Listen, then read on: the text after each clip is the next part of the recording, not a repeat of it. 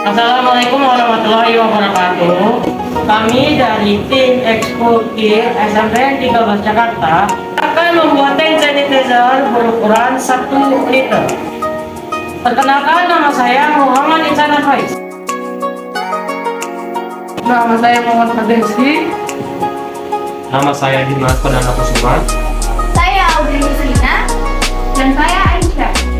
Untuk pembuatan 1 liter hand sanitizer, bahan-bahannya yaitu 1. Alkohol etanol 96% sebanyak 778 ml, 2. Aquades sebanyak 217 ml, 3. Gliserin sebanyak 3 ml, dan terakhir peroksida sebanyak 2 ml. Adapun cara pembuatannya, yang pertama masukkan 217 ml Aquades dalam gelas kimia yang berukuran 1000 ml. Kedua, masukkan gliserin 3 ml.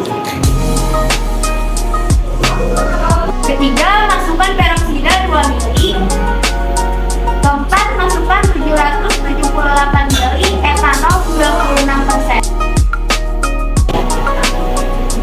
Yang terakhir, tambahkan aroma dan warna sesuai selera.